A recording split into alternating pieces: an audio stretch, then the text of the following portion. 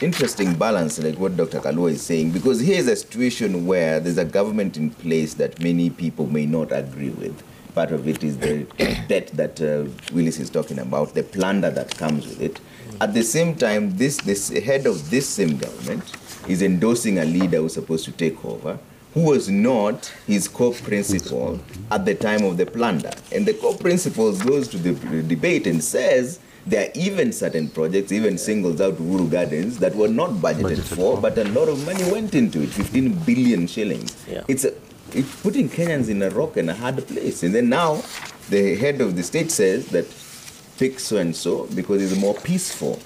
So should they all just remain quiet and let Kenyans decide? What happens here?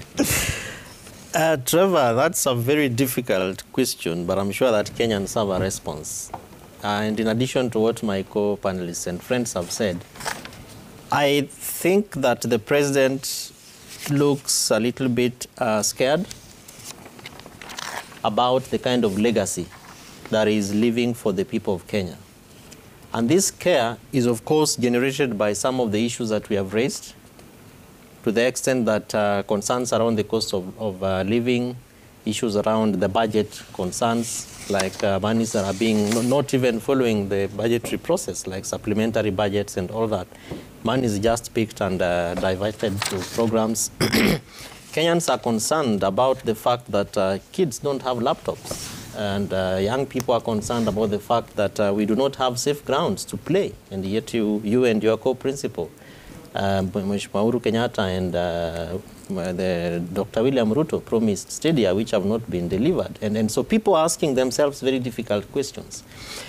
And I agree with you that part of these, of course, arise from the explanations of the president, to the extent that there were divisions, which in that particular live interview, one of the principals, the deputy president, said that it's the handshake that made stadia not to be built, the cost of life to go high up, and the debt burden to arise. And so I'm sure that as Kenyans have been watching these two people, including their history in 2013, same ties, red, white, black suits, and who knows what else was similar. What really went on between these two people, Trevor, it is them who know. But Kenya and Kenyans have to move forward. Yeah. So the president is concerned about a legacy that tends to unite Kenyans. And you see, from the story that we are talking about, he calls Mheshimiwa Raila as peacemaker. Yeah? So he's concerned about the history which they have helped us to understand why the handshake happened and how we move on from being this very historically antagonistic people to people who then can be able to live in peace, love, and harmony, as is espoused in the words of our national anthem. But then the question that begs is a question that we have failed as a people then, Trevor, to deal with. Selfish, let me call it conflict of interest. Yeah. Because the president now is placed in a situation of a rock and a hard place.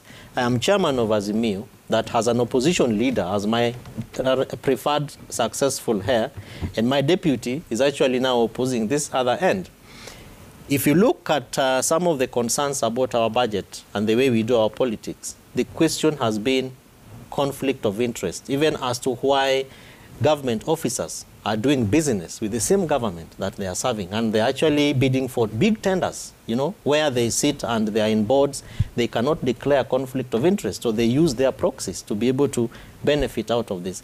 I am sure that what's happening between the president and his transition is a pure case of conflict of interest, which unfortunately this election has to really be able to help Kenyans to deal with. Yeah. Whether therefore we elect Mheshimiwa Raila Odinga as the next president or Mheshimiwa William Ruto as the next president is going to help Kenyans to agree in terms of how we make fundamental decisions around people who are in government making very important decisions and the cost of those decisions that are made. Okay. So the president, again in finishing, I think continentally or globally, we have seen presidents having their successes. President Uhuru Kenyatta was former President Moi's successful heir in 2002.